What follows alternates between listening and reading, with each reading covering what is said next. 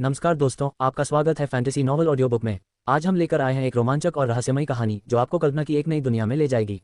शुरू करने से पहले एक महत्वपूर्ण सूचना। इस कहानी के सभी पात्र, स्थान, घटनाएं और नाम पूर्णतः काल्पनिक हैं। इनका किसी वास्तविक व्यक्ति, स्थान या घटना से कोई संबंध नहीं है। यदि कोई समानता पाई जाती है तो वह मात्र संयोग होगी। तो बिना किसी देरी के आइए शुरू करते हैं आज की शानदार कहानी।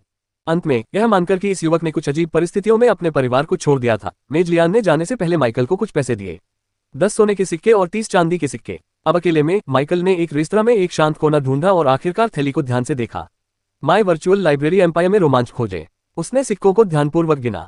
एक सोने का सिक्का, स्वर्ण सिक्का, लायनहॉट साम्राज्य की मुद्रा। इसके अलावा कोई और स्पष्टीकरण नहीं दिया गया। वैसे तो उसे सिक्के की जरूरत नहीं थी, सिक्के की बनावट से ही उसका उद्देश्य स्पष्ट हो जाता था, धन। हालांकि उन्हें इस बात का यकीन नहीं था कि ये सिक्के वास्तव में कितने मूल्यवान थे। ऐसा नहीं था कि उन्हें उनके महत्व पर संदेह था, बिल्कुल भी नहीं। जिस तरह से मेज लियान ने उसके साथ व्यवहार किया था, उसे संदेह था कि बूढ़ा जादूगर उसे कोई ऐसी चीज देगा जो न तो इतनी छोटी हो कि उपयोगी न हो और न ही इतनी बड़ी हो कि जरूरत से ज्यादा लगे। लेकिन ये तो सिर्फ उनका अनुमान था। कौन जानता था कि मेज लियान असल में किस तरह की इंसान थी। माइकल उसे कुछ ही घंटों से जानता था। फिर भी यदि इस दुनिया में मूल्य के नियम अरोरा या पृथ्वी के समान होते तो सोने और चांदी का मूल्य काफी अधिक होना चाहिए था। क्षमा कीजिए महोदय, क्या आप कुछ ऑर्डर करना चाहेंगे? एक आवाज ने उसके विचारों को बाधित कर दिया। माइकल ने ऊपर देखा। एक युवती उसके सामने खड़ी थी जिसने सफेद अस्तर वाली काली पोशाक पहनी हुई थी, जिससे वह एक कुलीन परिचारिका की तरह दिख रही थी। वह इस तरह से कपड़े पहने अकेली नहीं थी। रेस्तरां के सभी कर्मचारी, चाहे वे पुरुष हो या महिला, इसी तरह से अच्छे कपड़े पहने हुए थे। यह एक छोटा लेकिन स्पष्ट संकेत था। यह रेस्टोरेंट साधारण नहीं था। बेशक ये बात तो स्पष्ट होनी चाहिए थी, ये राजधानी का भीतरी इलाका था। जो भी इस क्षेत्र में कदम रख सकता था वह सक्षम था। हर कोई उसकी तरह धोखेबाज नहीं था। माइकल ने एक पल सोचा, फिर जवाब दिया, आप यहाँ क्या पेशकश करते हैं? अपनी पेशेवर मुस्कान को बरकरार रखते हुए परिचारिका ने शालीनता से व्यंजनों और उनकी कीमतों की सूची प्रस्तुत की। माइकल के चेहरे पर कोई भाव नहीं बदला, लेकिन मन ही मन वह परेशान था। हर एक व्यंजन की कीमत चांदी में तय की गई थी। क्या इसका मतलब ये था कि कोई निम्न स्तर की मुद्रा नहीं थी? क्या चांदी इतनी आम थी, या ये यहाँ मुद्रा का सबसे कमजोर रूप था? या क्या ये रेस्टोरेंट वाकई इतना ही महंगा था? आखिरकार ये शहर के भीतरी इलाके में ही था। माइकल ने अपनी थैली में रखे चांदी के सिक्कों की जांच की। वे असली थे। उन्हें यह विश्वास करने से इनकार था कि वे इतने आम थे कि एक साधारण भोजन के लिए भी चांदी के बर्तनों की आवश्यकता होती थी। अंत में उसने 3 चांदी के सिक्कों के बराबर कीमत का एक व्यंजन मंगवाया। पहली बात तो यह थी कि वह खाने के बारे में उत्सुक था। दूसरी बात, यह उपलब्ध सबसे सस्ते विकल्पों में से एक था। सौभाग्य से उसका आदेश असामान्य नहीं लग रहा था, या शायद परिचारिका अपनी प्रतिक्रिया को छिपाने में बहुत माहिर थी। किसी भी सूरत में माइकल लापरवाही से पैसे खर्च करने वाला नहीं था। वह कंगाल था। जब तक मेज लियान ने उसकी मदद नहीं की तब तक वह लगभग उसकी गंध महसूस कर सकता था। भुगतान करने के बाद अपने भोजन का इंतजार करते हुए, उस परिचारक को नजरअंदाज करते हुए जो शायद टिप की उम्मीद में थोड़ी देर तक वहीं रुका रहा, माइकल ने अपने विचारों को पुनर्व्यवस्थित किया। उसे यकीन नहीं था कि वह राजधानी शहर में कितने समय तक रहेगा, लेकिन राक्षस की समस्या से निपटने के बाद भी उसे लग रहा था कि इसमें कुछ समय लगेगा। मेज लियान के अच्छे मेजबान होने के कारण माइकल को राजधानी के कुछ उल्लेखनीय प्रतिष्ठानों के बारे में पता चला था। इनमें से 2 प्रमुख थे, हंटर्स गिल्ड और एडवेंचरर्स गिल्ड। इन दोनों में से माइकल दूसरे वाले से थोड़ा ज्यादा परिचित था। हालांकि मेज लियान ने ज्यादा विस्तार से नहीं बताया था। शायद उन्हें उम्मीद थी कि माइकल को सामान्य ज्ञान की जानकारी होगी, फिर भी वह कुछ उपयोगी जानकारी जुटाने में कामयाब रहे थे। सबसे पहले एडवेंचरर्स गिल्ड बिल्कुल वैसा ही था जैसा उसने उम्मीद की थी, एक ऐसी जगह जहां एडवेंचरर्स के नाम से जाने जाने वाले व्यक्ति भुगतान के बदले में खोज स्वीकार करते थे। दूसरी ओर हंटर्स गिल्ड एक शिकार क्लब की तरह काम करता था। वे राक्षसों के बारे में जानकारी इकट्ठा करते थे, लोगों से उन्हें मरवाते थे, एक छोटी सी फीस लेते थे और फिर अपने उद्देश्यों के लिए उनके शव खरीद लेते थे। इन दोनों में से हंटर्स गिल्ड कहीं अधिक खतरनाक प्रतीत होता था, लेकिन साथ ही साथ कहीं अधिक आकर्षक भी। अगर अवेकनर को कोई एक चीज आकर्षित करती थी तो वह अनुभव अंक थे। और जो कुछ उसने समझा उससे ऐसा लगा कि हंटर्स गिल्ड ठीक यही सुविधा प्रदान करने के लिए एकदम सही जगह है। यदि उनके पास राक्षसों के जमावड़े या विशेष रूप से शक्तिशाली प्राणियों के बारे में जानकारी होती, तो उत्पत्ति की भूमि में अनुभव प्राप्त करने की उसकी गति वास्तव में वास्तविक दुनिया में उसकी विकास दर के बराबर या उससे भी अधिक हो सकती थी। उत्पत्ति के देश में कुछ ऐसे फायदे नहीं थे जो फेडरेशन के पास थे, लेकिन उसके पास ऐसे अवसर भी थे जो फेडरेशन के पास नहीं थे। हालांकि अभी फैसला करना जल्दबाजी होगी। फिर भी माइकल ने अपना फैसला कर लिया था। इस भोजन के बाद वह सीधे हंटर्स गिल्ड की ओर रवाना होने वाला था। ये शहर के भीतरी हिस्से से बाहर स्थित था, लेकिन सौभाग्य से मेज लियान ने न केवल उसे पैसे दिए थे बल्कि एक टोकन भी दिया था जिससे उसे भीतरी और बाहरी शहर के बीच मुफ्त आवागमन की अनुमति मिल गई थी। जहां तक इस बात का सवाल है कि हंटर्स गिल्ड और एडवेंचरर्स गिल्ड दोनों शहर के भीतरी हिस्से से बाहर क्यों स्थित थे, माइकल का मानना था कि यह पहुंच का मामला था। आखिरकार शहर का भीतरी इलाका ऐसी जगह नहीं थी जहां कोई भी आसानी से प्रवेश कर सके। माइकल की स्थिति थोड़ी अलग थी। सच तो यह था कि जादूगर लियान के हस्तक्षेप के बिना भी अगर उसने अपनी शक्ति प्रकट करने का विकल्प चुना होता तो भीतरी शहर में प्रवेश करना उसके लिए कोई समस्या नहीं होती। सत्ता के साथ प्रतिष्ठा भी आती है, लेकिन उस दृष्टिकोण में बहुत सी चीजें गलत होने की संभावना थी। ऐसा नहीं है कि उनकी मौजूदा स्थिति पूरी तरह से समस्या मुक्त थी, लेकिन अब तक सब कुछ सुचारू रूप से चल रहा था, अभी तक कोई बड़ी समस्या नहीं आई थी। एडवेंचर्स गिल्ड और हंटर्स गिल्ड भी इस दुनिया में बेहतर ढंग से घुल-मिल जाने के अच्छे तरीके हैं। इसके अलावा ये आय का एक स्थिर स्रोत भी बन सकते हैं। माइकल जितना ज्यादा इसके बारे में सोचता गया, उतना ही उसे यकीन होता गया कि उसकी मौजूदा दिशा ही सबसे अच्छी है, कम से कम अभी के लिए। जैसे जैसे वह सोचता रहा, उसके विचार कई मामलों के बीच भटकते रहे। मूल भूमि में उसका भविष्य, उसकी वास्तविक दुनिया की परिस्थितियां और उससे भी अधिक महत्वपूर्ण चिंताएं, जैसे कि उसके मरे हुए साथी और वे शव जिन्हें वह हेवरमून वन में पीछे छोड़ आया था। उसे पता भी नहीं चला और वह काफी देर तक विचारों में डूबा रहा। ताज़ा बने खाने की खुशबू आने पर ही उसे एहसास हुआ कि उसका खाना आखिरकार आ गया है। एक बार फिर भोजन ने माइकल को संतुष्ट करने में कोई कसर नहीं छोड़ी। स्वाद का लुत्फा उठाते हुए उसने धीरे से कहा, इसका स्वाद तो बहुत अच्छा है, लेकिन टाउन मेयर के यहाँ जो मैंने खाया था उससे बेहतर नहीं है। उन्हें इसमें कोई हैरानी नहीं हुई। महापौर के आवास पर मौजूद रसोइया निस्संदेह कुशल था, लेकिन ये प्रतिष्ठान विशेष रूप से भोजन परोसने के लिए बनाया गया था। हालांकि दोनों ही भोजन तैयार करते थे, लेकिन उनके उद्देश्य मूल रूप से अलग अलग थे। एक ने नियोक्ता की पसंद के अनुरूप व्यंजन तैयार किए, जबकि दूसरे ने व्यापक दर्शकों के लिए दक्षता और सेवा पर ध्यान केंद्रित किया। यह अंतर भले ही मामूली लगे, लेकिन इसी से सारा फर्क पड़ा। बेशक इसका मतलब यह नहीं था कि कोई रेस्टोरेंट असाधारण भोजन नहीं परोस सकता था। हालांकि मेयर के रसोइये के पास प्रत्येक व्यंजन को परिपूर्ण बनाने के लिए संभवतः अधिक समय और स्वतंत्रता थी, जबकि यहाँ के रसोइये संभवतः एक संरचित चरण दर चरण प्रक्रिया में काम करते थे जो कई लोगों के बीच विभाजित थी। हालांकि माइकल को इस बात का यकीन नहीं था कि यह व्यंजन वास्तव में उन चांदी के सिक्कों के लायक था या नहीं जो इस पर खर्च हुए थे। हालांकि ऐसा लग रहा था कि आम आदमी के लिए इसे बार बार खरीदना संभव नहीं होगा। इस बात का एहसास होने पर उसने कुछ चीजों पर दोबारा विचार किया। खाना खत्म करने के बाद माइकल रेस्टोरेंट में ज्यादा देर नहीं रुका और तुरंत चला गया। उसे बैठकर खाने के पचने का इंतजार करने की कोई जरूरत नहीं थी। उसके शरीर की शक्तिशाली प्रणाली ने खाना खाते ही उसे पचाना शुरू कर दिया था। बाहर निकलते ही वह गलियों में घूमते हुए अपने आसपास के वातावरण का जायजा लेने लगा। फर्श एकदम साफ सुथरे थे, जिन पर पत्थर की टाइलें करीने से लगी हुई थीं। आसपास घूम रहे लोग सभ्य लग रहे थे, उनके व्यवहार में एक खास तरह की शालीनता झलक रही थी। कभी कभी माइकल को चमकीले कवच पहने शूरवीरों या महंगी दिखने वाली घोड़ागाड़ियों में सवार लोग दिखाई देते थे। सौभाग्य से वह वहां बिल्कुल भी अलग थलग नहीं लगता था, हालांकि उसकी वेशभूषा के कारण कुछ लोगों की निगाहें उस पर जरूर पड़ती थीं। ब्लैकस्टोन टाउन के मेयर ने माइकल के परिधान को तैयार करने के लिए अपने सीमित समय में भी कोई कसर नहीं छोड़ी थी। जैसा कि माइकल ने उम्मीद की थी, कपड़ा बेहतरीन गुणवत्ता का था। उनका पहनावा, जो मुख्य रूप से नीले हरे रंग का था और जिसमें काले रंग की बारीकियां थीं, उनकी आकर्षक हरी आंखों के साथ खूब जच रहा था, जिससे वे जहां भी जाते सबका ध्यान अपनी ओर आकर्षित करते थे। जिस रेस्तरां से वह अभी निकला था, वहां भी यही हाल था, हालांकि वहां ध्यान अधिक सूक्ष्म तरीके से केंद्रित था, क्योंकि उसने एक एकांत कोना चुना था और अपनी उपस्थिति को गुप्त रखा था। माइकल ने अपने ऊपर पड़ रही निगाहों पर कोई ध्यान नहीं दिया। शहर के भीतरी हिस्से में थोड़ी देर घूमने के बाद वह मुड़ा और शहर के भीतरी हिस्से से बाहर निकलने के रास्ते की ओर चल पड़ा। इसे पहचानना मुश्किल नहीं था। राजधानी को कई परतों में संरचित किया गया था, जिसमें विशाल दीवारों द्वारा क्षेत्रों को विभाजित किया गया था। शहर के बाहरी हिस्से से लेकर मुख्य क्षेत्र तक प्रत्येक भाग की अपनी एक अलग दीवार थी। सबसे पहली और बाहरी दीवार राजधानी के पूरे क्षेत्र को घेरे हुए थी। इसके भीतर दो और संकेंद्रित दीवारें बाहरी शहर, भीतरी शहर और मुख्य क्षेत्र के बीच विभाजन को चिन्हित करती थीं। आपकी यात्रा माय वर्चुअल लाइब्रेरी एम्पायर पर जारी है। तीनों दीवारें विशाल थीं और अपने अपने क्षेत्र में किसी भी बिंदु से दिखाई देती थीं। माइकल को बस दीवार का वह हिस्सा ढूंढना था जिसकी ऊंचाई थोड़ी कम थी, वही द्वार स्थित थे। माइकल को द्वार तक पहुंचने में ज्यादा समय नहीं लगा। यह ढांचा विशाल था, मोटी लोहे की ईंटों से बना था और वर्तमान में पूरी तरह खुला हुआ था। इसके चारों ओर कवचधारी शूरवीरों का एक समूह अलग अलग स्थानों पर तैनात था, जो निगरानी रख रहा था।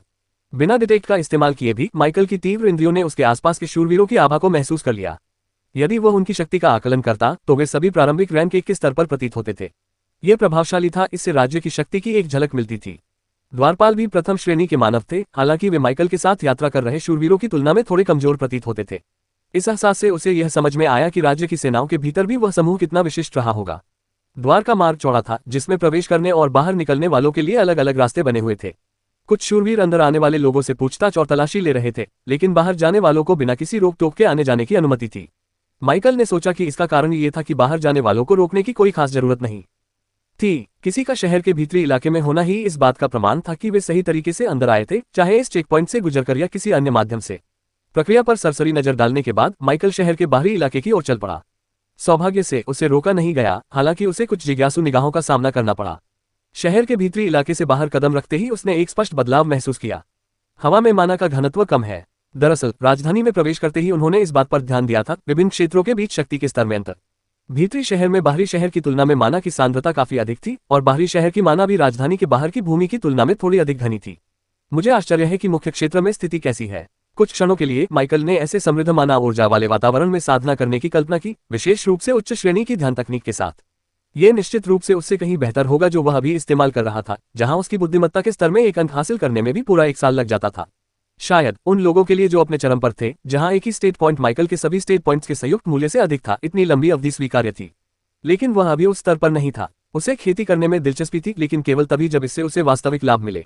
फिलहाल ये समय बिताने का एक शानदार तरीका लग रहा था और किसी कारणवश यह अजीब तरह से लत लगाने वाला था।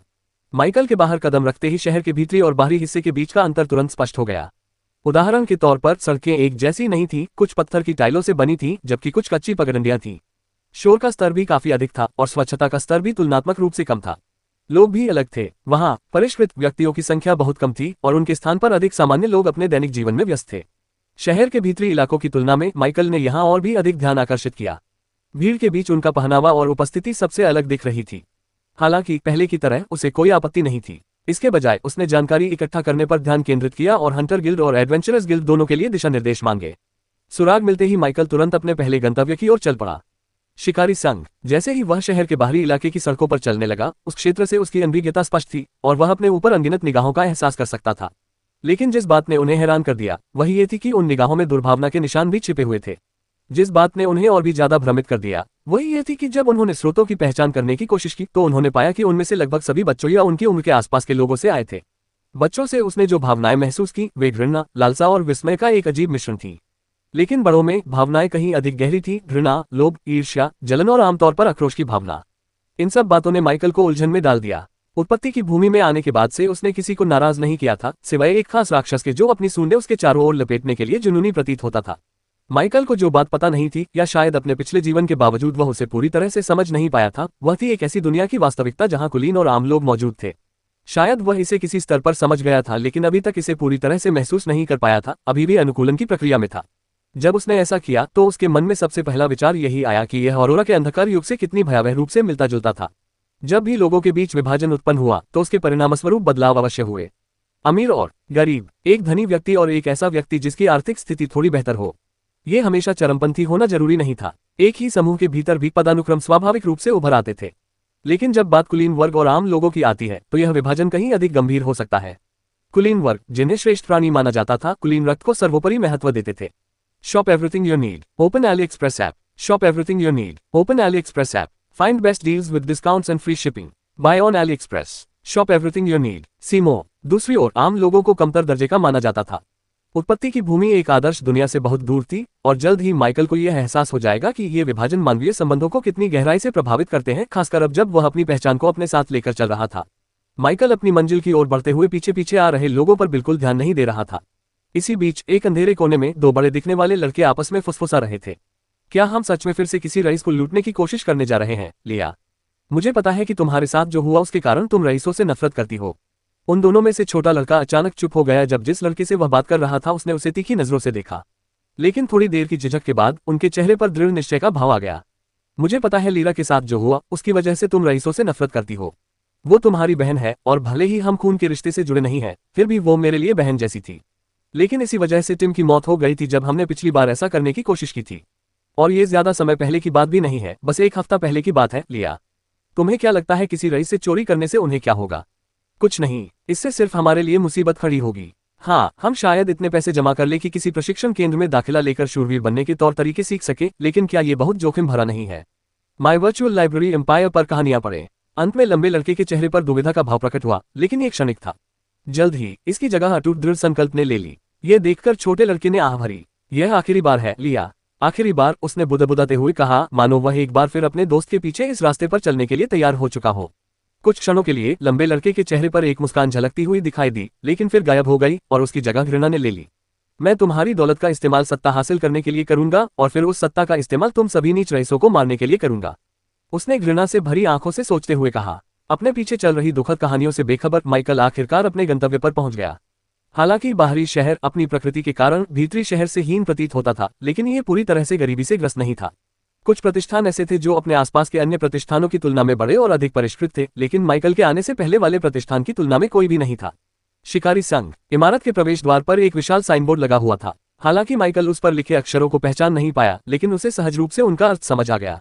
वह इमारत अपने आप में इस दुनिया में देखी गई सबसे बड़ी इमारतों में से एक थी, यहाँ तक कि शहर के भीतरी इलाकों की कुछ इमारतों से भी बड़ी थी। 6 मंजिला इस इमारत की बाहरी सतह काले, भूरे और लाल रंग के हल्के शेड से रंगी हुई थी, जिससे इसे एक गंभीर और प्रभावशाली रूप मिलता था। एक गहरी सांस लेते हुए माइकल ने अब और संकोच नहीं किया और अंदर कदम रख दिया। अचानक ही कई तरह की आवाजें उसके कानों में गूंजने लगीं। एक पल के लिए उसे सुपर एसोसिएशन की शाखा में पहली बार प्रवेश करने का क्षण याद आ गया। बाहर तो सन्नाटा था, लेकिन अंदर का माहौल बिल्कुल ही अलग था। हालांकि वास्तविक दुनिया के विपरीत यहाँ माइकल हवा में व्याप्त माना की विशिष्ट छाप महसूस कर सकता था। क्या ये जादुई लगता है? इस दुनिया में माइकल का इससे ये पहला सामना नहीं था। मेजलियान के साथ वह जिस उड़ने वाले जहाज में गया था, उसने भी यही प्रभाव डाला था। अचानक हुए उस शोर से उबरने के बाद, जिसने उसकी तेज सुनने की क्षमता पर हमला किया और उसे चौंका दिया, माइकल ने अपने आसपास के माहौल को समझने के लिए मुड़ा।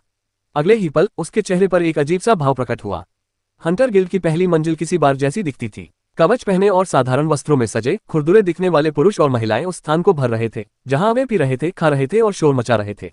अपनी तीव्र इंद्रियों के बल पर माइकल विभिन्न प्रकार की शक्तियों का पता लगा सकता था, लेकिन उनमें से कोई भी उससे अधिक शक्तिशाली नहीं था।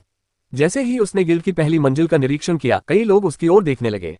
कुछ लोगों ने उसे एक सरसरी नजर डाली और फिर अपने काम में लग गए, जबकि कुछ ने उसकी ओर इशारा करते हुए उसके बारे में दिलचस्प बातें करना शुरू कर दिया। कुछ लोग बस उसे घूरते रहे। माइकल ने अपने प्रति किए गए असभ्य इशारों पर थोड़ी सी भौहें चढ़ाईं, लेकिन उन्हें अनदेखा करना ही बेहतर समझा। इसके बजाय वह रिसेप्शन डेस्क की ओर बढ़ा, जहां औपचारिक पोशाक पहने कई कर्मचारी बैठे थे। बिना किसी झिझक के वह उनमें से एक के पास गया और सीधे मुद्दे पर आ गया। शुभ प्रभात, मैं एक शिकारी के रूप में पंजीकरण कराना चाहता हूं और शामिल होने की आवश्यकताओं के बारे में जानना चाहता हूं। माइकल की आवाज उतनी तेज नहीं थी, फिर भी किसी तरह वह पूरे इलाके में गूंज उठी। जिस रिसेप्शनिस्ट से उन्होंने बात की थी, वह भी क्षण भर के लिए स्तब्ध रह गई, मानो अचानक हुए इस सवाल से वह अचंभित हो गई हो। लेकिन इससे पहले कि वह कुछ जवाब दे पाती, अचानक जोर से हंसी की आवाज गूंज उठी। फिलहाल माइकल की तबीयत कुछ ठीक नहीं थी। जब से उसने हंटर गिल्ड में प्रवेश किया था, तब से ऐसा लग रहा था कि एक के बाद एक घटनाएं घटित होती जा रही हैं, भले ही मुश्किल से 1 मिनट ही बीता हो। इससे यह बात स्पष्ट हो गई कि उन्होंने इतने कम समय में कितना गहरा प्रभाव छोड़ा था।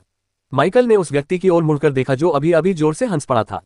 उसके पीछे एक आदमी था। वह आदमी भालू की तरह गठीला था, माइकल से कहीं ज्यादा लंबा था और उसकी छाया माइकल पर पड़ती थी।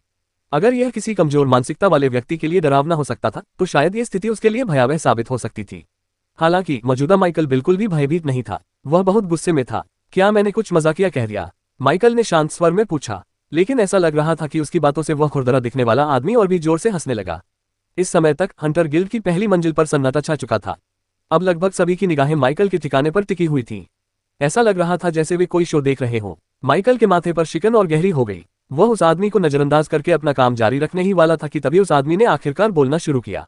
क्या मैंने अभी अभी आपको ये कहते सुना कि आप शिकारी के रूप में पंजीकरण कराना चाहते हैं? उस आदमी की आवाज तेज थी, उसकी सांसें दुर्गंधयुक्त थीं और यह स्पष्ट था कि वह नशे में था। माइकल ने भौहें चढ़ाईं, लेकिन फिर भी जवाब दिया, माय वर्चुअल लाइब्रेरी एम्पायर में और भी रोमांचक अनुभवों का अन्वेषण करें। हाँ, क्या इसमें कोई समस्या है? हालांकि वह लोगों को सटीक रूप से समझने की अपनी क्षमता पर गर्व नहीं करता था, लेकिन उस व्यक्ति के बोलने और व्यवहार करने के तरीके में कुछ ऐसा था जिसने माइकल को भ्रमित कर दिया। उसके मन का एक हिस्सा ये जानना चाहता था कि ऐसा क्यों हुआ। मन का दूसरा हिस्सा उसके चेहरे पर सीधा मुक्का मारना चाहता था। पिछली बार जब वह किसी के व्यवहार से इतना प्रभावित हुआ था, तब वह अपने पड़ोसी के भतीजे से मिला था, जिसके पिता की मृत्यु राक्षसी अलौकिक शक्तियों की योजना के कारण हुई थी। इन दोनों में एक बात समान थी, उनके बोलने का तरीका ऐसा था कि उन्हें मुक्का मारने का मन करता था। माइकल का जवाब सुनकर वह खुरदरा दिखने वाला आदमी और भी जोर से हंसने लगा। हालांकि माइकल ने जो बात गौर की वह ये थी कि दूसरों की निगाहें उस पर पड़ने का तरीका बदल गया था। अधिकांश प्रतिक्रियाएं पूरी तरह से शत्रुतापूर्ण तो नहीं थी, लेकिन सकारात्मक भी नहीं थी। ऐसा महसूस हो रहा था जैसे उसे नीचा दिखाया जा रहा हो। लोगों, क्या आप सुन रहे हैं कि यह महान रईस क्या कह रहा है? वह कह रहा है कि वह शिकारी बनना चाहता है। इतना छोटा लड़का शिकारी बनना चाहता है। हाँ, वह व्यक्ति टूटे फूटे वाक्यों में बोल रहा था, जिसे माइकल स्पष्ट रूप से समझ सकता था। लेकिन जिस बात ने उन्हें असहज कर दिया वह ये थी कि दूसरे लोग भी उनकी हंसी में शामिल हो गए। उस व्यक्ति के शब्दों से माइकल को अपने आसपास की प्रतिक्रियाओं के बारे में थोड़ा बहुत समझ आने लगा था। हालांकि वह अभी भी कुछ हद तक असमंजस में था, लेकिन उसे दूसरों की राय से कोई आपत्ति नहीं थी। हालांकि उन्हें चर्चा का विषय बनना बिल्कुल पसंद नहीं था। अंत में कुछ देर सोचने के बाद माइकल ने दूसरे पक्ष को नजरअंदाज करने का फैसला किया। वह रिसेप्शनिस्ट की ओर मुड़कर वहीं से बात जारी रखने ही वाला था कि अचानक उसे अपने कंधे पर एक हाथ का स्पर्श महसूस हुआ। लड़के, मैं तुमसे ही बात कर रहा था। माइकल रुक गया। धीरे धीरे उसने अपना सिर घुमाकर पीछे की ओर देखा। मुझे उस नाम से मत बुलाओ और मुझे मत छुओ। माइकल को लड़का कहे जाने पर खास गुस्सा नहीं आया। असल दुनिया में लोग उससे पहले भी इस नाम से बुलाते थे, जैसे कि ब्रांड। हालांकि वे ऐसे लोग थे जिन्होंने उन्हें उचित सम्मान दिया, और सम्मान ही वह आखिरी चीज थी जो इस आदमी ने उसे दी थी। माइकल की आंखें काली पड़ गईं। उसके कंधे पर रखा भारी हाथ अप्रिय था, लेकिन उस आदमी की सरासर दृष्टता ने स्थिति को और भी बदतर बना दिया। जैसे ही माइकल ने उसे चेतावनी दी, उसे उम्मीद थी कि वह मूर्ख पीछे हट जाएगा। इसके बजाय उस आदमी की मुस्कान और भी चौड़ी हो गई। ओह, और तुम इसके बारे में क्या करने वाले हो, हे कुलीन बालक? उस आदमी के मुंह से शराब की बदबू आ रही थी, लेकिन माइकल ने इस पर शायद ही ध्यान दिया। उसने पहले ही फैसला कर लिया था। इससे पहले कि वह आदमी कोई प्रतिक्रिया कर पाता, माइकल का हाथ एक सांप की तरह ऊपर उठा और उसने शराबी की कलाई पकड़ ली। तब दरार माइकल की पकड़ से उस आदमी का पूरा हाथ नीचे की ओर झुक गया और एक कान फाड़ देने वाली गड़गड़ाहट गूंज उठी। उस खूंखार दिखने वाले आदमी के विशाल शरीर के जमीन पर गिरने से एक चीख निकल पड़ी। उनके नीचे की फर्श की लकड़ियां अत्यधिक बल के कारण चरमरा उठी। चारों ओर सन्नाटे की आवाजें गूंज उठी। मनोरंजन के लिए देख रहे दर्शकों की मुस्कान अचानक जम गई। एक पल पहले वह आदमी माइकल के ऊपर खड़ा होकर उसका मजाक उड़ा रहा था। अगला उसे किसी गुड़िया की तरह इधर उधर फेंका जा रहा था। माइकल ने उसे संभलने का मुश्किल से ही समय दिया। इससे पहले कि वह आदमी दर्द से कराह भी पाता, माइकल ने उसकी कलाई को फिर से मरोड़ दिया, उसे अनाज की बोरी की तरह पलट दिया और एक बार फिर फर्श पर पटक दिया। धमाका, कुछ मेजें हिल गईं, बियर से भरे मग छलक गए। उस क्षण ये केवल सिसकियों की आवाज नहीं थी, कुछ दर्शक तो सहम भी गए। हंटर गिल्ड कमजोरों के लिए जगह नहीं थी और वहां मौजूद अधिकांश लोग युद्ध से अनजान नहीं थे। लेकिन उन्होंने अभी अभी जो देखा था, माइकल ने अपनी ताकत का जरा सा भी इस्तेमाल नहीं किया था, फिर भी उसने एक भालू जैसे विशालकाय आदमी को खिलौने में बदल दिया था। वह आदमी दर्द से कराह उठा, लेकिन उसका काम अभी खत्म नहीं हुआ था। क्रोध और अपमान के मिले जुले भावों से उसका चेहरा विकृत हो गया जब वह उठने के लिए संघर्ष कर रहा था और अपनी कमर पर रखे हथियार की ओर हाथ बढ़ा रहा था। एक भारी भरकम दिखने वाली, मंत्रों से खुदी हुई कुल्हाड़ी। माइकल की आंखें सिकुड़ गईं। जैसे ही उस व्यक्ति ने हथियार निकाला, माइकल का पैर पहले ही चलने लगा था। टकराना, एक ही लात से उस आदमी की पकड़ छूट गई और उसकी कुल्हाड़ी हवा में उड़ गई। ये यूं ही नहीं गिर गया, ये पास के एक लकड़ी के काउंटर से टकराकर टूट गया, जिससे इस प्रक्रिया में एक मेज पूरी तरह से बर्बाद हो गई। सन्नाटा छा गया। ये सब कुछ स्तब्ध भाव से देख रही रिसेप्शनिस्ट ने अचानक हौंफते हुए कहा। माइकल को कोई फर्क नहीं पड़ता था। उसने अपना पैर मजबूती से उस आदमी की छाती पर रखा और उसे नीचे दबा दिया। उस आदमी ने संघर्ष किया, लेकिन जल्दी ही उसे एहसास हुआ कि वह हिल नहीं सकता। माइकल की निगाहें उदासीन थीं जब वह उसे नीचे घूर रहा था। तुमने हथियार निकाल लिया, माइकल ने सपाट स्वर में कहा। उनकी आवाज तेज नहीं थी, लेकिन वह कमरे में हथौड़े की तरह गूंज उठी। आपको इसका मतलब पता है? पहली बार उस आदमी का चेहरा पीला पड़ गया। साहसी लोगों की तुलना में शिकारी कहीं अधिक खतरनाक जीवन जीते थे। तो फिर वे अब भी शिकारी क्यों बने हुए हैं? वेतन कहीं बेहतर था। अगर मौका मिले तो ज्यादातर लोग पैसे के लिए कुछ भी कर देंगे, और शिकारी भी इसका अपवाद नहीं थे। लायनहॉट राज्य में एक सख्त वर्ग संरचना थी। हालांकि आम लोगों के साथ सीधे तौर पर दुर्व्यवहार नहीं किया जाता था, लेकिन आम परिवार में पैदा होना ही एक नुकसान था। उनके लिए कुलीन लोग दूर के व्यक्ति थे, ऐसे लोग जिनकी वे केवल दूर से ही प्रशंसा कर सकते थे। कुलीनता एक ऐसी चीज थी जिसकी हर कोई चाह रखता था, लेकिन उसे हासिल करना लगभग असंभव था। यहाँ तक कि आरामदेह जीवन जीने वाले धनी आम लोग भी इस अंतर को महसूस करते थे। फिर भी जहां इस वास्तविकता ने कई आम लोगों को कुलीनों का सम्मान करने के लिए प्रेरित किया, वहीं इसने उनमें से काफी संख्या में लोगों को उनसे नाराजगी और यहाँ तक कि नफरत करने के लिए भी प्रेरित किया। ये बात भी स्थिति को और खराब कर रही थी कि सभी कुलीन लोग वास्तव में चरित्र में कुलीन नहीं थे। हंटर्स गिल्ड और एडवेंचरर्स गिल्ड उन कुछ जगहों में से थे जहां आम लोग धन, शक्ति और प्रतिष्ठा प्राप्त कर सकते थे। ऐसा कहा जाता है कि उच्च पदस्थ साहसी और शिकारी लोगों को कुलीनों से कम नहीं आंका जाता था, यहाँ तक कि स्वयं कुलीनों द्वारा भी। इसी वजह से नौकरी की खतरनाक प्रकृति के बावजूद लोग अभी भी गिल्ड में शामिल होने के लिए उमड़ पड़ते थे। हालांकि यह आसान नहीं था। भीड़भाड़ से बचने के लिए पंजीकरण के लिए चांदी में एक महंगा शुल्क देना पड़ता था, जो कि अधिकांश लोगों के लिए एक बहुत बड़ी बाधा थी। स्थिति और भी जटिल थी। चूंकि एक साहसी या शिकारी बनने के लिए सफलता प्राप्त करने के लिए अलौकिक क्षमताओं की आवश्यकता होती है, इसलिए कई लोग अलौकिक दुनिया में प्रवेश पाने के लिए अपनी मेहनत से कमाए गए चांदी को डोजो प्रशिक्षण पर खर्च करना पसंद करते हैं। इससे एक विरोधाभासी चक्र उत्पन्न हो गया। धन कमाने के लिए भुगतान करें, फिर धन का उपयोग शक्ति प्राप्त करने के लिए करें, और फिर उस शक्ति का उपयोग और भी अधिक धन कमाने के लिए करें। यह एक अंतहीन चक्र है। इसी वजह से गिल्ड में माइकल को दिखने वाले लगभग सभी लोग खुरदुरे दिखते थे, क्योंकि यही उनकी असलियत थी। बिल्कुल उसकी तरह वे कंगाल थे, वे गरीब थे, हथियारों को रखरखाव की आवश्यकता थी, औषधियां, साधना, संसाधन, हर चीज के लिए पैसे लगते थे। चाहे कोई शिकारी हो या साहसी, यह एक कभी न खत्म होने वाला चक्र था। यह मार्ग धन और शक्ति का वादा करता था, लेकिन यात्रा अपने आप में क्रूर हो सकती थी। इसी वजह से ज्यादातर शिकारी और साहसी लोगों में एक खास तरह का रूखापन देखने को मिलता था, या जैसा कि कुलीन वर्ग उन्हें तिरस्कारपूर्वक कहते थे, बर्बर दरिंदे। माइकल के पास आ रहा शराबी कोई साधारण शिकारी नहीं था, वह उन अनेक आम लोगों में से एक था जो कुलीन वर्ग से घृणा करते थे। उनके जैसे लोगों के लिए जीवन हमेशा से ही एक कठिन संघर्ष रहा है। जन्म के क्षण से ही एक आम आदमी का भविष्य तय हो जाता था। संघर्ष, परिश्रम और एक ऐसे चमत्कार की आशा जो शायद कभी नहीं होगा। चाहे वे कितनी भी मेहनत करें, चाहे वे जंगलों में राक्षसों का शिकार करने या खजाने की तलाश में अपनी जान जोखिम में डालें, वे हमेशा नुकसान में ही रहेंगे। इस बीच कुलीन वर्ग को सब कुछ थाली में परोस कर दिया गया। धन, शक्ति, प्रतिष्ठा, संपर्क। उन्हें ताकत हासिल करने के लिए अपनी जान जोखिम में डालने की जरूरत नहीं थी। जन्म से ही उन्हें सर्वश्रेष्ठ डोजो, बेहतरीन गुरुओं और दुर्लभ संसाधनों तक पहुंच प्राप्त थी। क्या ऐसी महंगी औषधियां हैं जो ताकत बढ़ा सकती हैं? क्या ऐसी जादुई कलाकृतियां हैं जो घातक हमलों से रक्षा कर सकती हैं? ये ऐसी चीजें थी जिनका आम लोग सिर्फ सपना ही देख सकते थे, लेकिन कुलीन वर्ग के लिए ये महज सुविधाएं थी। अलौकिक शक्तियों तक उनकी पहुंच भी अलग अलग थी। जहां आम लोगों को अपनी शक्तियों को जागृत करने का मौका पाने के लिए अपनी सारी संपत्ति जुटानी पड़ती थी, वहीं कुलीन वर्ग को बचपन से ही अमृत और साधना की नियमावली दी जाती थी। कुछ लोग तो जन्मजात क्षमताओं के साथ पैदा हुए थे, जिससे पूरी प्रक्रिया सहज हो गई। और किस बात ने स्थिति को और भी बदतर बना दिया? अहंकार। कई कुलीन लोग आम लोगों को नीची नजर से देखते थे, उन्हें अपनी भव्य कहानियों में महज औजार या पृष्ठभूमि के पात्रों से अधिक कुछ नहीं मानते थे।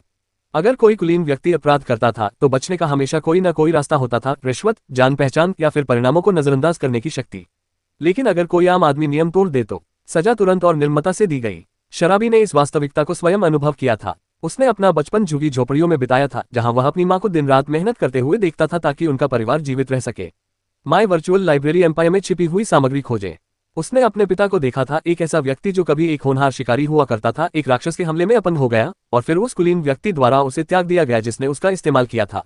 और जब उसकी बहन को एक रईस ने अपने विकृत मनोरंजन के लिए अगवा कर लिया, न्याय नहीं मिला, कोई सजा नहीं दी गई, वह कुलीन व्यक्ति बरी हो गया।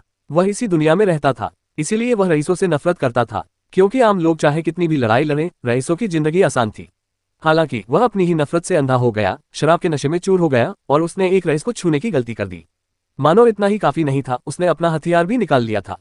इसीलिए उसे तुरंत डर लग गया। घबराहट में उसके मन में एक और विचार आया, दूसरा पक्ष इतना शक्तिशाली क्यों था? हालांकि वह गिल्ड का सबसे प्रभावशाली शिकारी नहीं था, फिर भी वह प्राथमिक चरण के शिखर के लगभग करीब था। ये काफी मजबूत था, कम से कम द्वारपालों की तुलना में वह कमजोर तो नहीं था।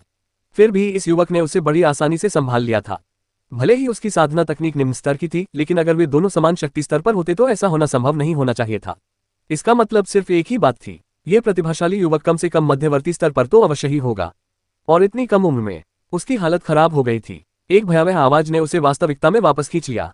आपको इसका मतलब पता है? माइकल की आवाज किसी शैतान की फुसफुसाहट जैसी लग रही थी। बेशक वह इसका मतलब जानता था। उसका चेहरा पीला पड़ गया। अगर उसने सिर्फ उस कुलीन व्यक्ति को छुआ होता तो शायद उसे बचने का रास्ता मिल जाता। गिल्ड हस्तक्षेप कर सकता था और अपने ही किसी सदस्य का समर्थन करने के बहाने उसे कुछ सुरक्षा प्रदान कर सकता था। लेकिन जिस क्षण उसने अपना हथियार निकाला, यहां तक कि गिल्ड भी उसकी मदद नहीं कर पाएगा। उसकी मौत भी हो सकती है। अब होश में आ चुका वह शराबी अपने डर को निगलते हुए उस कुलीन युवक के अगले शब्दों की प्रतीक्षा करने लगा।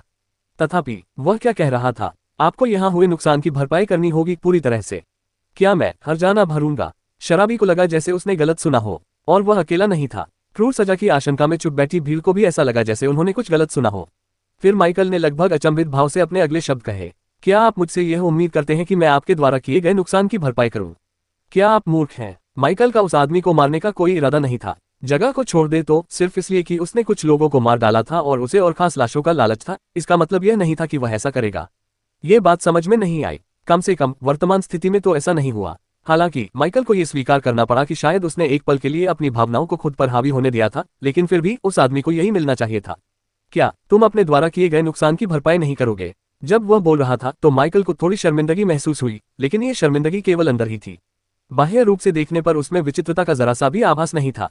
अगर किसी को इसके बारे में पूरी जानकारी न हो तो उसे पता ही नहीं चलेगा कि माइकल घायल व्यक्ति को धोखा देकर किसी ऐसी चीज का भुगतान करवाने की कोशिश कर रहा था जिसके लिए कोई और व्यक्ति यानी वह खुद जिम्मेदार था। माइकल ने उस आदमी की ओर बुरी मंशा से देखा। हालांकि उसने दूसरे पक्ष पर अपनी पूरी शक्ति का प्रयोग नहीं किया, लेकिन वह निश्चित रूप से भयभीत महसूस कर रहा था। हाँ, मैं नुकसान की भरपाई कर दूंगा। तुम ऐसा क्यों कह रहे हो जैसे तुम अपने कार्यों से मुझ पर कोई एहसान कर रहे हो? मुझे खेद है, मैंने जो नुकसान पहुंचाया है मैं उसकी भरपाई करूंगा।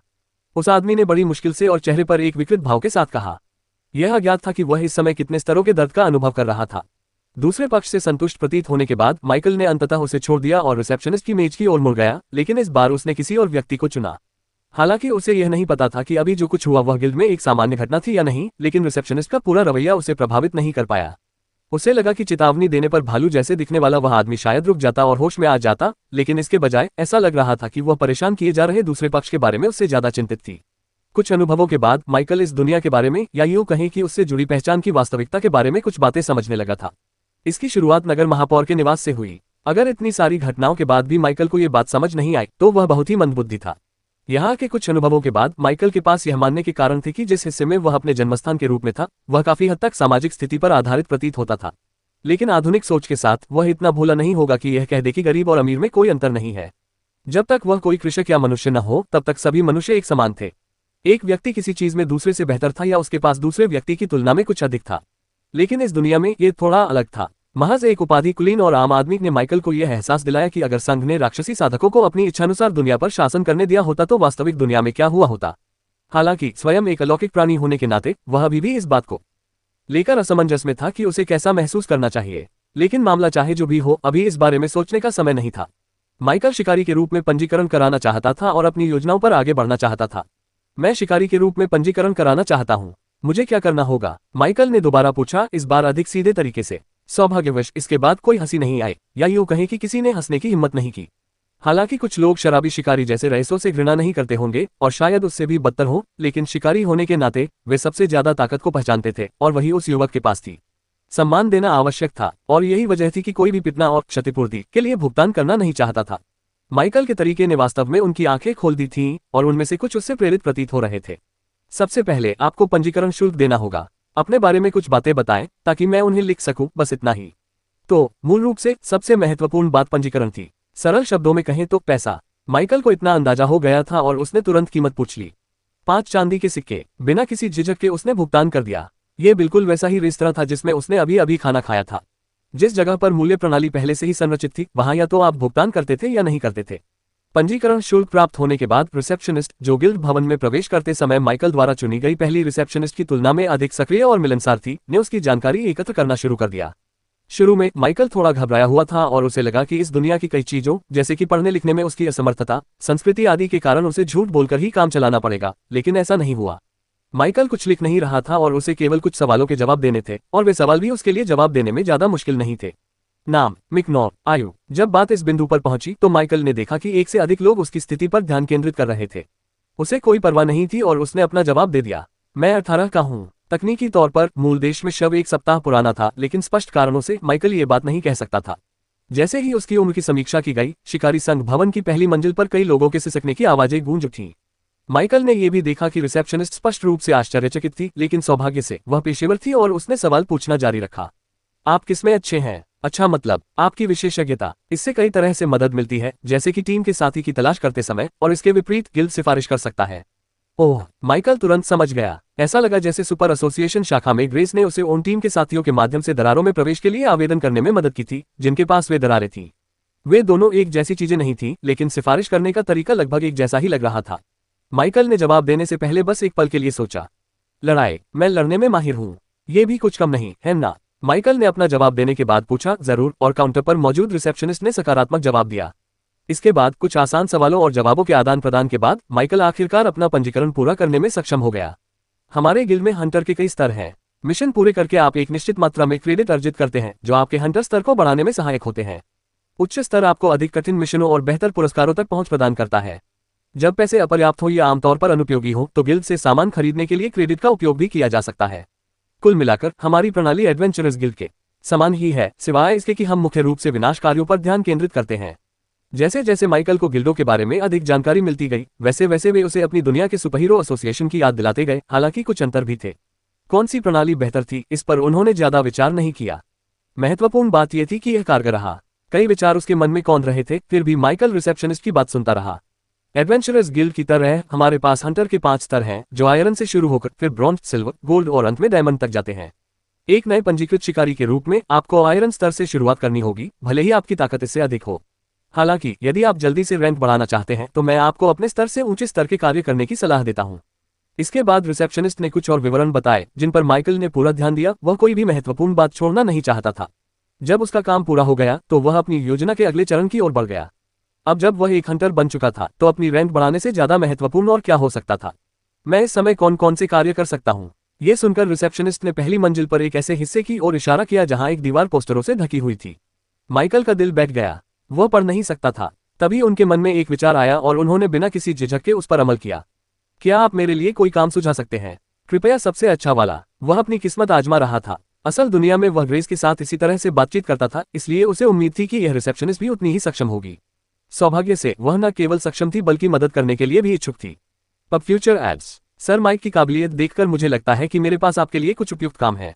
कृपया एक पल रुकिए, उसने अपने सामने रखे कुछ कागजों को पलटते हुए कहा और फिर 3 कागज निकाले। माइकल ने रिसेप्शनिस्ट से कागज लिए और उन पर एक नजर डाली। समस्या क्या थी? वह अभी भी पढ़ नहीं सकता था। बेशक वह इस बात को स्वीकार करने वाला नहीं था। इसके बजाय उन्होंने ऐसा व्यवहार किया मानो वे मिशनों का सावधानीपूर्वक मूल्यांकन कर रहे हों, हल्के से सिर हिलाते हुए जैसे कि वे अपने विकल्पों पर विचार कर रहे हों। फिर कुछ देर रुकने के बाद उसने लापरवाही से उन्हें वापस डेस्क पर रख दिया। उन्होंने संयमित भाव बनाए रखते हुए कहा, मुझे इनके बारे में समझाइए। मैं सबसे उपयुक्त विकल्प चुनना चाहता हूँ। रिसेप्शनिस्ट को जरा भी शक नहीं हुआ। उसने बस मुस्कुराकर समझाना शुरू कर दिया। पहला काम पास के जंगल में जानवरों को खत्म करने का एक आसान मिशन है।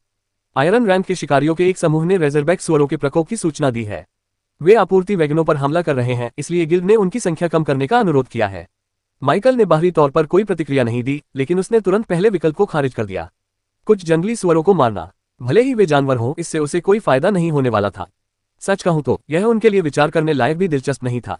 रिसेप्शनिस्ट के शब्दों से तो यही लग रहा था कि यह बहुत कठिन काम है, और जिस तरह से उसने उसकी ताकत को स्वीकार किया, उससे यही लगता है कि यह काम उससे कहीं ज्यादा कमजोर लोगों के लिए ही बना था। कमजोर राक्षसों से जुड़ा कोई कार्य उसकी प्रगति में सहायक नहीं होगा। फिर भी ऐसा न करने का निर्णय लेने के बावजूद माइकल ने शांत भाव बनाए रखा और ध्यान से सुनना जारी रखा। रिसेप्शनिस्ट ने आगे कहा, दूसरा काम एक वशीकरण अभियान है। एक कुख्यात डाकू गिरोह व्यापार मार्गों पर स्थित गांवों पर हमला कर रहा है। वे ताकतवर तो नहीं हैं, लेकिन चालाक हैं। उन्हें हराने पर अच्छा इनाम मिलेगा, लेकिन एक चेतावनी है, डाकू जाल बिछाने के लिए जाने जाते हैं। क्या हम इंसानों का भी शिकार करते हैं? माइकल सोचने से खुद को रोक नहीं पाया।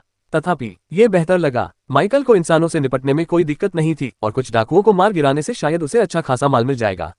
कम से कम उसे मानव शवों में रुचि तो थी। एक कारण ये था कि वह ये कार्य इसलिए कर रहा था क्योंकि कुछ समय बाद उसके दोष बिंदु पुनः सक्रिय हो जाएंगे और अंततः ये देखने का समय आ जाएगा कि क्या सौ विकास अंक किसी मनुष्य के विकास के लिए पर्याप्त है। और तीसरा, माइकल ने पूछा। रिसेप्शनिस्ट ने जवाब देने से पहले कुछ देर तक हिचकिचाया। आखिरी मिशन असामान्य है। राजधानी के बाहरी इलाके में एक रईस का काफिला हाल ही में लापता हो गया। आखिरी जानकारी के अनुसार वह द होलो वुड्स नामक स्थान की ओर जा रहा था। कोई शव नहीं मिला, केवल मलबा मिला। गिल्ड को किसी अलौकिक कारण का संदेह है, लेकिन अभी तक इसकी पुष्टि नहीं हुई है। इसे कांस्य श्रेणी का मिशन माना गया है, लेकिन वह चुप हो गई। माइकल ने अपनी भौहें ऊपर उठाईं, लेकिन उसने आह भरी। इस मिशन पर जाने वाले अधिकांश शिकारी कभी वापस नहीं लौटे। इससे उनका ध्यान आकर्षित हुआ। एक खतरनाक मिशन जिसका संबंध शायद अलौकिक शक्तियों से हो। इसका मतलब सिर्फ एक ही बात थी, संभावित रूप से विशेष शव। लेकिन माइकल ने तुरंत इस प्रस्ताव को स्वीकार नहीं किया। इसके बजाय उसने दूसरे मिशन वाले कागज पर टैप किया। क्या मैं इसके बजाय ये वाला मिशन ले सकता हूँ? रिसेप्शनिस्ट हैरान दिखी, लेकिन उसने तुरंत सिर हिलाकर सहमति दी। बिल्कुल सर माइक, ये पहले वाले से थोड़ा ज्यादा चुनौतीपूर्ण है, लेकिन तीसरे वाले जितना खतरनाक बिल्कुल नहीं है। क्या आप आश्वस्त हैं? माइकल ने सिर हिलाकर सहमति जताई। मैं अनावश्यक जोखिम नहीं लेना चाहता। तीसरे मिशन में न जाने का फैसला डर की वजह से नहीं, बल्कि सावधानी की वजह से लिया गया था। माइकल ने खुद देखा था कि कुछ राक्षस क्या कर सकते हैं, और इस मिशन में भी कुछ अप्रत्याशित होने की कोई गारंटी नहीं थी। उचित जानकारी के बिना कोई जोखिम उठाना एक ऐसी गलती थी जिसे वह बिल्कुल नहीं करना चाहता था। या शायद ये डर था। लैंड ऑफ ओरिजिन को एक खेल जैसा बताया गया था, लेकिन माइकल को यह बिल्कुल भी खेल जैसा नहीं लगा। उसके अनुभव, लोग और उसके आसपास की हर चीज ने उसे उसकी अपनी दुनिया जितनी ही वास्तविक बना दिया, शायद उससे भी ज्यादा। और जब मृत्यु की बात आती थी तो ये जगह कहीं ज्यादा खतरनाक लगती थी। माइकल अनावश्यक जोखिम उठाने के मूड में नहीं था, खासकर तब जब उसे इस बात का कोई अंदाजा नहीं था कि वह किस स्थिति में फंसने वाला है। रिसेप्शनिस्ट ने कागज पर मुहर लगाए और उसे माइक को सौंप दिया। अच्छा चुनाव किया। ये रहा काम का विवरण। शुभकामनाएं सर माइक। माइकल ने कागज लिया, उस पर एक नजर डाली और सिर हिलाकर कहा, धन्यवाद। जैसे ही माइकल जाने के लिए मुड़ा, वह अचानक रुक गया। उनकी आंखों के सामने एक नोटिफिकेशन पैनल दिखाई दिया। उद्देश्य, डाकुओं के गिरोह को वश में करना। समय सीमा 7 दिन। इनाम 2500 EXP। माइकल की आंखें थोड़ी सिकुड़ गईं। ये बिल्कुल नया था, कम से कम उनके लिए तो यह एक नया अनुभव था। उत्पत्ति स्थल में खेलों के साथ कुछ समानताएं थीं। लूट, खोज। यहाँ आने के बाद पहली बार माइकल को कोई मिशन मिला था। हंटर गिल्ड के टास्क से क्वेस्ट शुरू हो सकते हैं। मुझे आश्चर्य है कि क्या एडवेंचरर्स गिल्ड के लिए भी ऐसा ही है।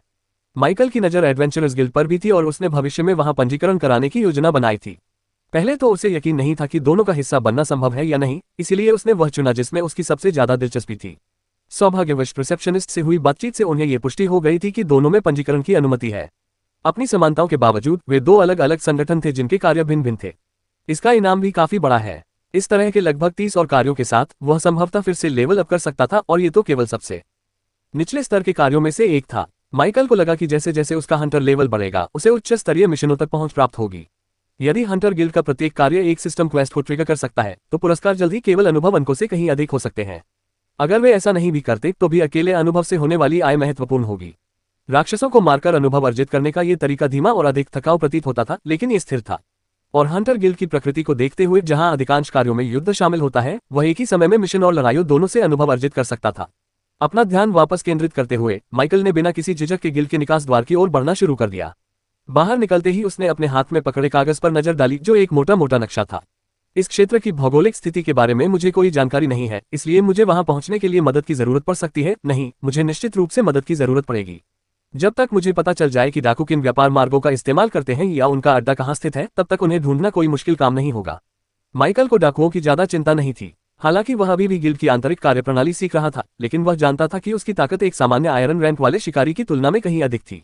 उनकी शक्ति के स्तर पर अधिकांश शिकारी संभवतः पहले ही इस चरण से आगे बढ़ चुके थे। केवल वही शिकारी बचे थे जो वास्तव में लौह स्तर के शिकारी थे और अभी भी इस तरह के मिशनों को अंजाम देने के लिए संघर्ष कर रहे थे। उनके लिए ये कार्य बहुत कठिन था। इस कार्य की समय सीमा वही है जो मेरे लक्ष्य की है। मैं इसे धीरे धीरे कर सकता हूं, लेकिन अभी मुझे राजधानी से बाहर निकलना होगा। कारण सीधा साधा था। 20 मिनट से भी कम समय में माइकल के दैनिक अंक आ जाएंगे, जिससे उसे विकास के लिए भारी मात्रा में अंक मिलेंगे, इतने कि उसका कुल स्कोर 100 से भी अधिक हो जाएगा। यह अपने आप में एक महत्वपूर्ण उपलब्धि थी। इतने सारे पॉइंट्स के साथ वह कुछ और रैंक के एक दुर्लभ श्रेणी के एंडेड बना सकता था। लेकिन यह वह बात नहीं थी जिससे वह उत्साहित थे। उसके मरे हुए प्राणियों में सबसे हालिया विशेष मामले उसके मानव मरे हुए प्राणी थे। उनमें से सबसे कमजोर को भी सामान्य से कहीं अधिक विकास अंक की आवश्यकता थी। एक सामान्य श्रेणी के प्राणी को दुर्लभ श्रेणी में विकसित करने की मानक लागत पर्याप्त नहीं थी, यहां तक कि दोगुनी करने पर भी नहीं। उन्हें पता था कि इनमें विकास की गुंजाइश है। उनकी प्रतिभा ने इसे स्पष्ट कर दिया था। असली मुद्दा तो इसकी भारी लागत थी। ये जितना चिंताजनक था उतना ही रोचक भी था। अब तक उसके सभी अमर रूपांतरण बेहद सकारात्मक रहे थे। उसे एक बार भी असफल या नकारात्मक रूपांतरण का सामना नहीं करना पड़ा था। क्या यह उनकी प्रतिभा की एक विचित्रता थी, या उन्होंने असफल विकास के लिए आवश्यक परिस्थितियां कभी उत्पन्न ही नहीं की थी? माइकल को पता नहीं था। पिछले अनुभव के आधार पर उसके मानव मरे हुए प्राणी विकसित होने के बाद और भी मजबूत हो जाने चाहिए। तो किस प्रकार के विकास के लिए इतने अधिक विकास अंकों की आवश्यकता थी? माइकल को जल्द ही पता चलने की उम्मीद थी। उसने कागज को अपने कमरे के अंदर रख दिया, एक बहाने के तौर पर उसका इस्तेमाल करते हुए वास्तव में उसे अपने भंडारण स्थान में छिपा दिया। लेकिन जैसे ही वह हिलने ही वाला था, वह अचानक जम गया। उसके होंठ फड़कने लगे। किसी कारणवश उसके इस कृत्य ने उसे वास्तविक दुनिया में पहली बार किसी दरार में प्रवेश करने की याद दिला दी।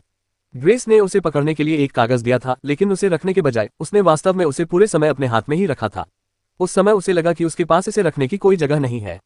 माइकल को एक ऐसे क्षण का अनुभव हुआ जब उसके अतीत के कार्यों ने उसके भविष्य के स्वयं को अविश्वसनीय रूप से मूर्ख महसूस कराया। कोई बात नहीं, कोई बात नहीं, मैं अभी भी अवेक न होने की आदत डाल रहा था। कभी कभी अपनी क्षमताओं को भूल जाना स्वाभाविक है ना? उसने सिर हिलाकर खुद को दिलासा दिया। जैसे ही वह जाने वाला था, उसके विचार वापस अपनी खोज की ओर मुड़ गए और वह फिर से रुक गया। उसके होंठ एक बार फिर फड़के। अब जब उसने इस बारे में सोचा तो उसे लगा कि उत्पत्ति की भूमि वास्तव में एक खेल की तरह लगने लगी है। और इससे उसे एक और बात का एहसास हुआ, उसके मरे हुए सैनिकों ने आज सुबह बड़ी संख्या में राक्षसों को मार डाला था। इस दुनिया में उसका पहला लूटा हुआ सामान उस खंडहर में रहने वाले कीचड़ से आया था, जो उसकी उत्पत्ति की भूमि में उसका पहला स्थान था। तो क्या इस बात की बहुत अधिक संभावना नहीं थी कि जल्दबाजी में निकलते समय उसने कुछ लूट का सामान देखना भूल गया हो? हाँ, वह इसका दोष अपने मरे हुए साथियों पर डाल सकता था। जब तक वह वहां पहुंचा, तब तक वे पहले ही उस इलाके को साफ कर रहे थे और संभवतः उन सभी चीजों को नजरअंदाज कर रहे थे जो स्पष्ट रूप से मूल्यवान नहीं थी। लेकिन ये कोई बहाना नहीं था। कम से कम वह जांच तो कर सकता था। नहीं, अगर वहां कुछ लूटा हुआ सामान भी होता तो भी मैं कुछ नहीं खोज पाता, माइकल ने मन ही मन बुदबुदाया। उस राक्षस द्वारा मेरा पीछा किए जाने के खतरे को नजरअंदाज करते हुए मुझे उस समय जादूगर लियान और उसके समूह से भी मिलना था।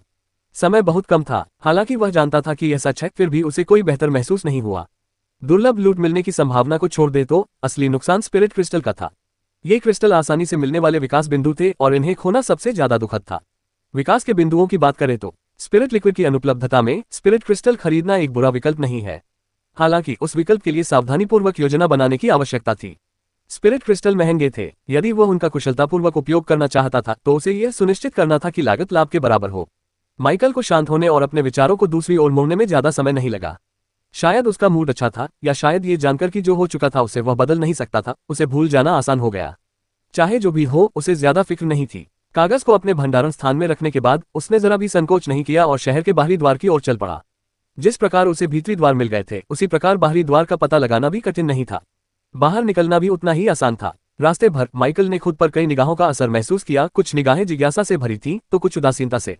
उनमें से अधिकतर टिमटिमाते हुए जलते बुझते रहे और जैसे ही वह उनकी दृष्टि रेखा से ओझल हुआ, वे गायब हो गए। हालांकि कम से कम 2 ऐसी उपस्थितियां थीं जो स्थिर रहीं। उनमें से एक तटस्थ प्रतीत हो रहा था, या कम से कम ज्यादातर ऐसा ही था। लेकिन दूसरा अलग महसूस हुआ। इसमें कुछ व्यक्तिगत बात थी, कुछ भावनात्मक जुड़ाव था। इस स्थिति ने माइकल को असमंजस में डाल दिया। उसने पीछे मुड़ने की इच्छा को दबा लिया, क्योंकि वह उन्हें सतर्क नहीं करना चाहता था या उन्हें डराना नहीं चाहता था। इसके बजाय उसने उन्हें अपने पीछे पीछे आने दिया। दुर्भाग्यवश जैसे ही वह शहर के बाहरी इलाके से बाहर निकला, उसे उनकी उपस्थिति गायब होने का एहसास हुआ। इस अकेलेपन ने उसे उम्मीद से कहीं अधिक निराश कर दिया। वे शायद काम आ सकते थे, माइकल ने सोचा, लेकिन मुझे लगता है कि वे खुशकिस्मत हैं कि उन्होंने मेरा पीछा नहीं किया। माइकल हमेशा उन लोगों से सावधान रहता था जिनकी मंशा उसके प्रति बुरी होती थी। वह ऐसा व्यक्ति नहीं था जो हर उस व्यक्ति को मार डाले जो उसे गलत नजर से देखे, लेकिन वह ऐसा भी नहीं था जो हमेशा इसे नजरअंदाज कर सके। उन दोनों का परिचित लगना इस मामले को और भी चिंताजनक बना देता है। अगर उसने उनकी मौजूदगी को पहचान लिया तो इसका मतलब था कि वे शहर के भीतरी इलाके से निकलने के बाद से ही उसका पीछा कर रहे थे। इस तरह की निष्ठा ने उसे बेचैन और उत्सुक बना दिया, लेकिन वे उसके पीछे बाहर नहीं गए थे। ये दुर्भाग्यपूर्ण था। अगर उनके पास होते तो पूछताछ के बाद वह उनका अच्छा उपयोग कर सकता था। एक तो वे मार्गदर्शक के रूप में काम कर सकते थे, अगर वे पढ़ लिख सकते तो और भी अच्छा होता। मुझे नहीं पता कि मैं उनसे दोबारा मिल पाऊंगा या नहीं, माइकल ने सोचा। लेकिन शहर के बाहरी इलाकों में जिस तरह के हालात हैं, अगर मैं रात में बाहर घूमने लगूं तो शायद नए पीछा करने वालों का एक समूह मेरी ओर आकर्षित हो जाएगा, है ना? वह पहले से ही पीछा करने वाले किसी भी दुर्भाग्यशाली व्यक्ति के लिए योजनाएं बना रहा था। ये सोचते हुए माइकल राजधानी से और दूर जंगल की ओर बढ़ गया। कुछ ही क्षणों बाद एक विशाल आकृति आकाश में तेजी से उठी। उसके काले पंख पलक झपकते ही हवा को चीरते हुए निकल गए। यह उसका काला ग्रिफिन था। माइकल ने इसे राजधानी से और दूर ले जाने के लिए बुलाया था। कुछ क्षण बाद जब वह अपने मरे हुए साथियों के साथ घने जंगल के ऊपर उड़ रहा था जो उसके आसपास के वातावरण पर नजर रख रहे थे, तो उसने अंततः नीचे उतरने का आदेश दिया। वह ठीक समय पर ग्रिफिन से कूद गया और तभी उसके सामने एक नई सूचना दिखाई दी। उनके विकास अंक पुनः सक्रिय हो गए थे। उत्साहित होकर माइकल ने तुरंत अपना टैलेंट सेक्शन चेक करने के लिए रुक किया। तारांकन तारांकन तारांकन तारांकन तारांकन। विकास अंक 121। ये 3 अंकों में है। हालांकि उसे इसकी उम्मीद थी, फिर भी उस संख्या को देखकर माइकल उत्साह से भर गया। ये केवल दूसरी बार था जब उनके विकास अंक 3 अंकों तक पहुंचे थे। पहली बार ऐसा तब हुआ था जब वह असल में खुद को नशे का आदी बना चुका था और दर्जनों तरह की शराब का सेवन कर चुका था। उस समय उसने जितने विकास अंक अर्जित किए थे उनकी संख्या इससे दोगुनी से भी अधिक थी।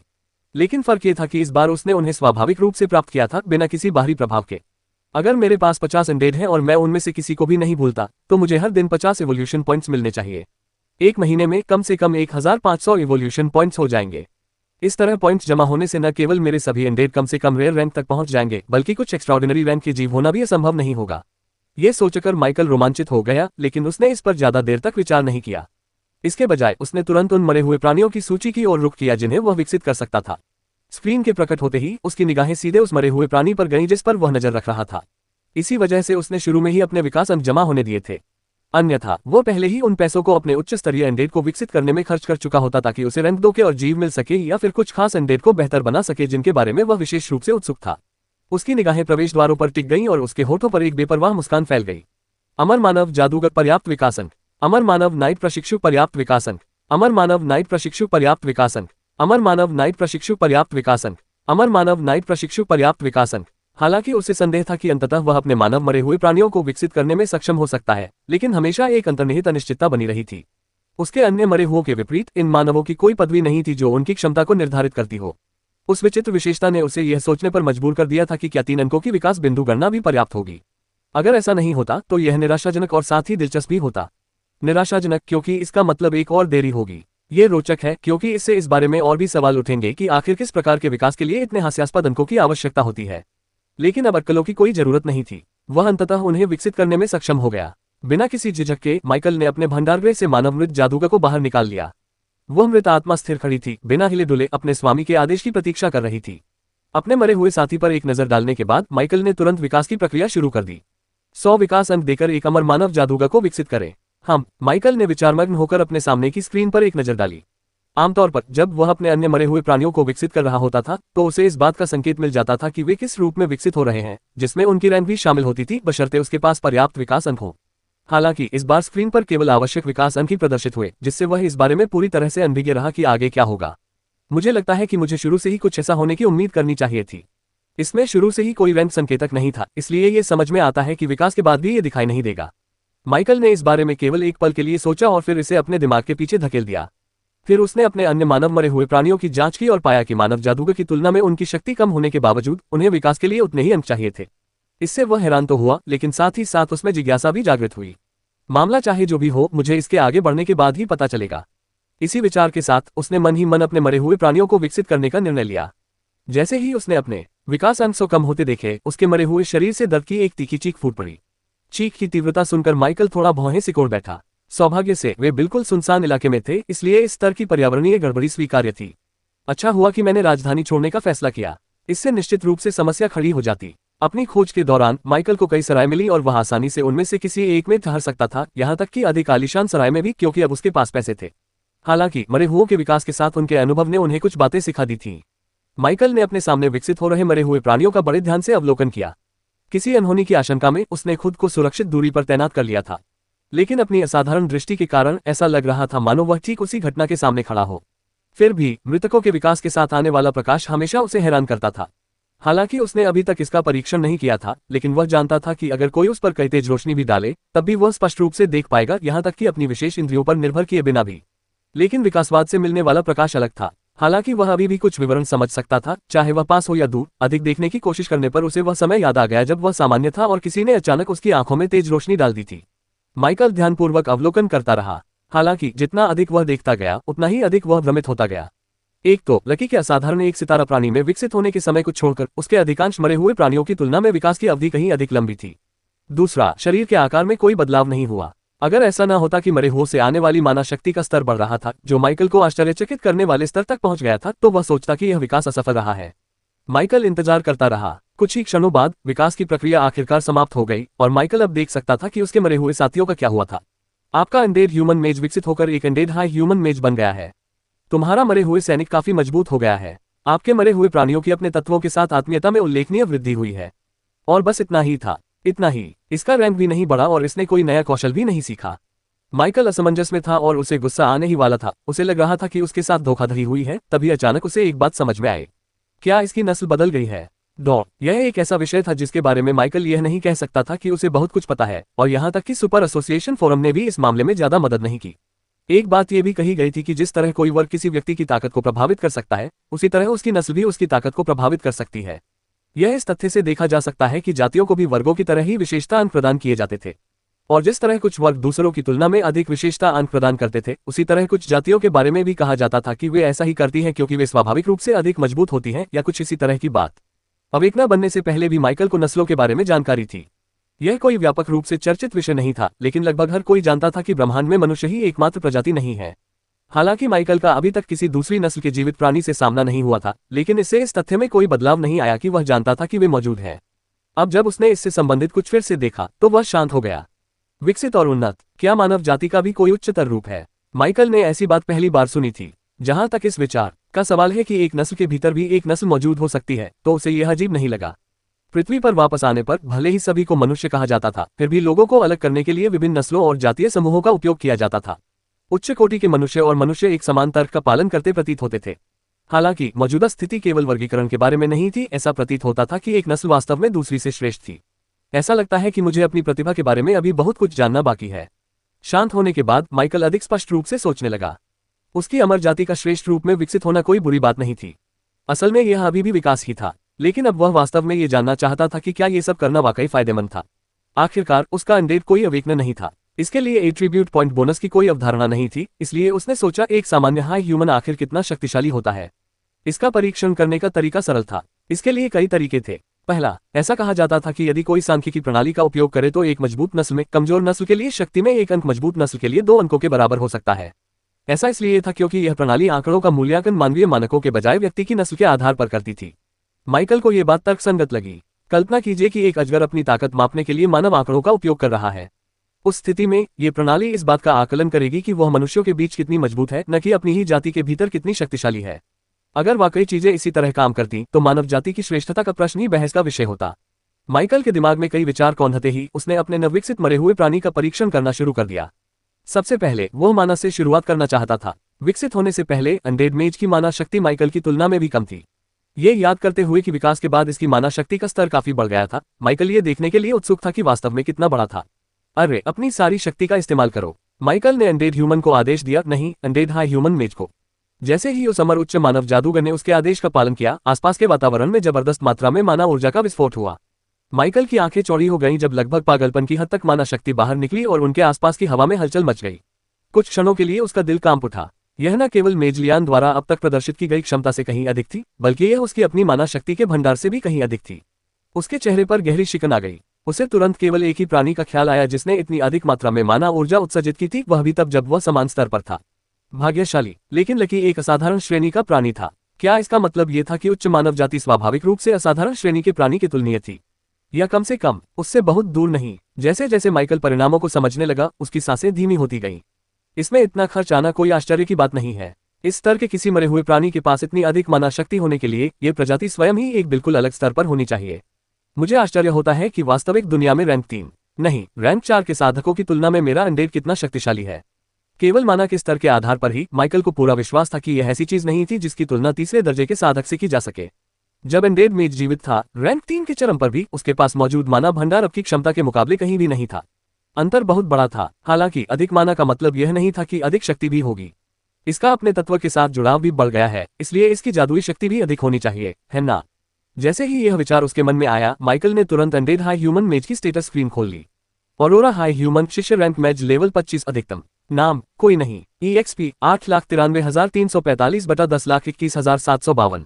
कौशल अर्थ डोम मध्यवर्ती दक्षता फायर स्पीयर मध्यवर्ती दक्षता फायर जेट मध्यवर्ती दक्षता अर्थ वॉल मध्यवर्ती दक्षता अर्थ स्पाइक मध्यवर्ती दक्षता फायरबॉल मध्यवर्ती दक्षता।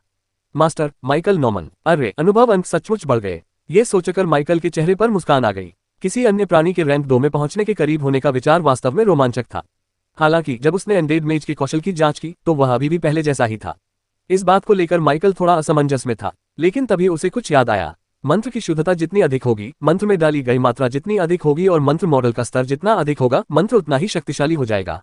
इस बात को ध्यान में रखते हुए वह अभी भी उस अमर मानव जादूगर की युद्ध क्षमता के बारे में आशावादी था, और इसकी वास्तविक युद्ध क्षमता का परीक्षण करने के लिए वास्तविक युद्ध से बेहतर कोई तरीका नहीं था। इसके लिए माइकल के मन में पहले से ही कुछ योजना थी। राजकुमार, जब प्रिंस जीवित थे तब वे अपने विरोधियों की तुलना में काफी अधिक शक्तिशाली थे। उनसे दोबारा मुकाबला करना एक बड़ी चुनौती साबित होगा। लकी का उपयोग करने के बारे में क्या? हालांकि उच्च मानव जाति प्रभावशाली प्रतीत होती थी, माइकल को लगा कि यह अभी भी जरूरत से ज्यादा होगा। इस विचार के साथ प्रिंस ही एकमात्र सर्वश्रेष्ठ उम्मीदवार थे, और अब जबकि वह वास्तविक दुनिया में नहीं बल्कि उत्पत्ति की भूमि में था, दोनों पक्ष बिना किसी रोक टोक के पूरी ताकत से हमला कर सकते थे।